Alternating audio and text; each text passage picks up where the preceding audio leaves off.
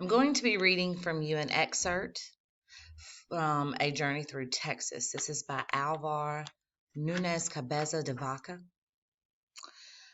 This is a true story. It's an explorer narrative of what happened to this Spanish explorer.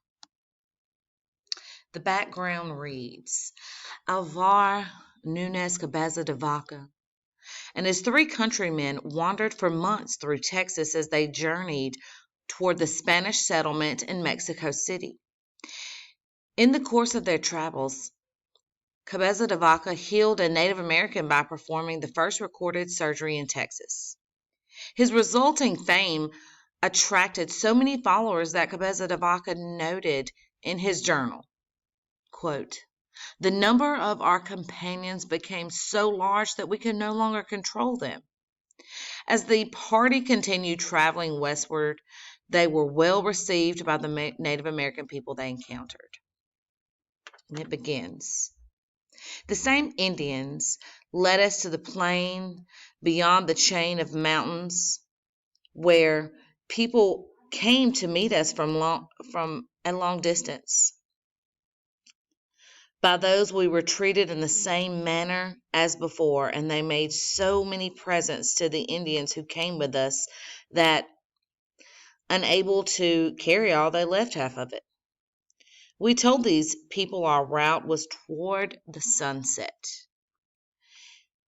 and they replied that in that direction people lived very far away. So we ordered them to send there and inform the inhabitants that we were coming and how. So as they were going, why do you think they would be going toward the sunset?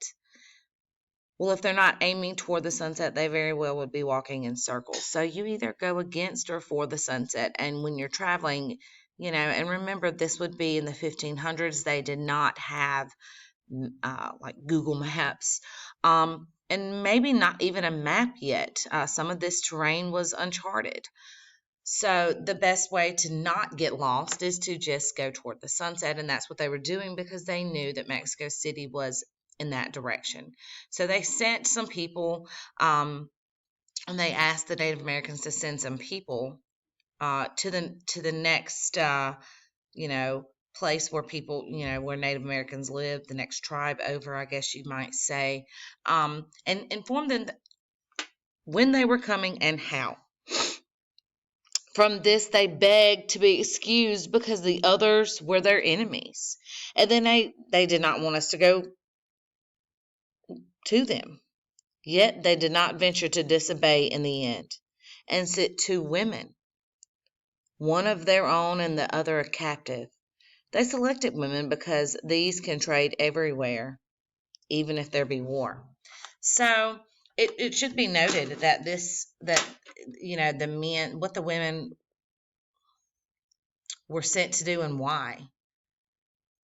The women were able to go between tribes, even if there was war or angst in between these two tribes.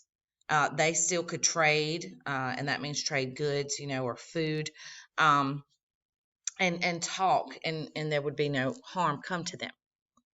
We followed the women to a place where it had been agreed we should wait for them. After 5 days, they had not yet returned, and the Indians explained that it might be because they had not found anybody. So we told them to take us north, and they repeated that there were no people except very far away, and neither food nor water. Nevertheless, we insisted, saying that we wanted to go there, and they still excused themselves as best they could, until at last we became angry. So they were like, the Indians was like, I don't want to go that way. There's no food, there's no water, there's no people. And so this explorer and his companions, they were angry that they wouldn't take them. One night I went away to sleep out in the field apart from them, but they soon came to where I was and remained awake all night in great alarm, talking to me, saying how frightened they were. They entreated us not to be angry any longer, because even if it was their death, they would take us where we chose. We feigned, or that means pretended, to be angry still, so as to keep them in suspense. And then a singular thing happened. So why do you think they would pretend to be angry? When they were angry before, the Indians did what they wanted anyway. So maybe that's why this explorer pretended to still be angry, because he knew he could get what he wanted out of them, right?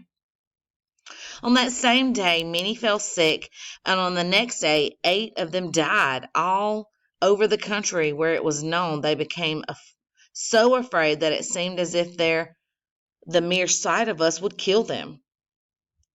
They besought us not to be angry, nor to procure the death of any more of their number, for they were convinced that we were killing them by merely thinking of it.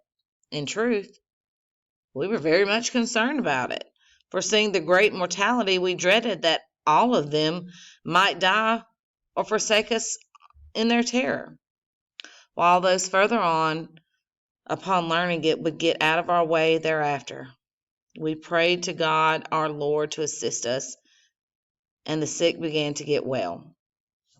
So as these men are traveling, and they're not doing what this explorer said, they begin to get sick. And they thought, because remember, he's already performed a surgery, and so they look at him as this great healer, and they thought that he could make them sick by just thinking about it. Then we saw something that astonished us very much, and it was that while the parents, brothers, and wives of the dead had shown deep grief at their illness from the moment they died, the survivors made no demonstration whatsoever and showed not the slightest feeling, nor did they dare to go near the bodies until we ordered their burial.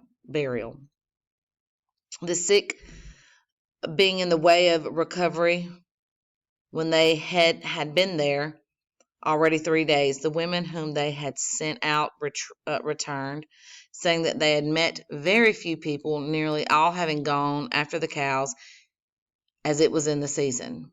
So we ordered these who had been sick to remain, and those who were well to accompany us.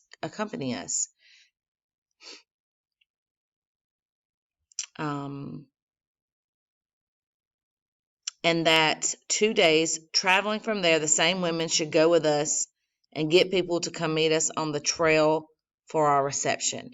So all the tribe that was there, they're out herding their cows, as people still do in Texas today. So he ordered the sick to stay, right, and the well to go with him. And the 2 women, bless their hearts, they're just running back and forth. And he says, tell the people that are there to wait for us. The next morning, all those who were strong enough to come along, and at the end of 3 journeys, we halted. Alonso de Castelo and Estevancio, the Negro, left with the women as guides, and the woman who was captive took them to the river and that flows between the mountains, where there was a village in which the father lived, and these were the first abodes we saw that were unto real houses. So most people were living in like huts. This was an actual village. Castillo and Estevancio went to these, and after holding parley with their Indians, at the end of 3 days, Castillo returned to where he had left us, bringing with him 5 or 6 of the Indians. He told how he found permanent houses inhabited with the people of which ate beans and squashes, and that he had also seen maize. Of all these things upon the earth, this caused us the greatest pleasure, and we gave endless thanks to our Lord for this news. Castillo also said that the Negro was coming to meet us on the way nearby with all the people of the houses. For this reason we started, and after going to a league and a half, met the Negro and the people that came to receive us,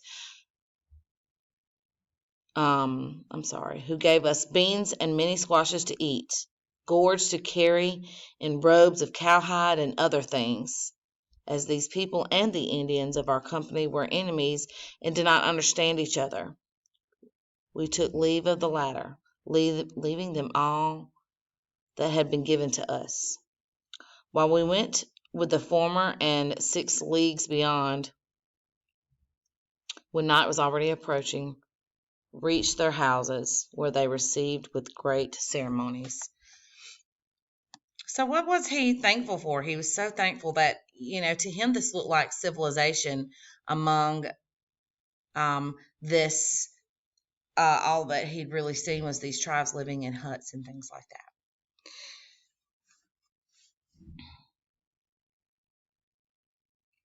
The people who had heard of our approach did not, as before, come out to meet us on the way, but we found them in their homes, and they had other houses ready for us. There was nothing they would not give us. They're the best formed people we have seen, the liveliest and most capable, who best understand us and answered our questions. We call them of the cows, because most of the cows die near there, and because more than 50 leagues upon the stream they go to kill many of them. Those people go completely naked after the manner of the first we met. The women are covered with deer skins, also some men, especially the old ones, who are no use to anyone in war. So this is where, they kind of, they killed the cows, they ate them, they used their hides. And to the Spanish, the explorers, this looked more civilized. The country is well settled. We asked them why they did not raise maize, and they replied that they were afraid of losing the crop, since for 2 successive years it had not rained, and the season was so dry that the moles had eaten the corn. So they're not to dare to plant anymore until it should have rained, and rained very hard. They also begged us to ask heaven for rain, which we promised to do. We also wanted to know from where they bought their maize, and they said it came from where the sun sets, and that was found all over the country, and the shortest way it was in that direction. So if we think back, that's where this Spanish explorer was trying to get all along. He's trying to get go to beyond the sunset. We asked them to tell us to go, as they did not want to go themselves, to tell us about the way. They didn't want to go, so he's like, hey, well, tell me how to get there. They said we should travel up the river toward the north, on which trail for 17 days we would not find a thing to eat, except fruit called shakan, which they grind between the stones, but even then it cannot be eaten, being so coarse and dry. And so was for they showed it to us, and we could not eat it. But they also said that going upstream we could always travel among people who were their enemies, although speaking the same language, who could give us no food, but would receive us very willingly, and give us many cotton blankets, hides, and other things. But that it seemed to them that we ought not to take that road. So he's like, they might help you, but it's probably not the best idea. In doubt as to what should be done, and which was the best and most advantageous road to take, we remained with them for 2 days. They gave us beans, squashes, and calabashes. Their way of cooking them is so new and strange that it felt like describing it here. In order to show off different and queer are the devices and industries of human beings. They have no pots. In order to cook their food, they fill middle-sized gourds with water.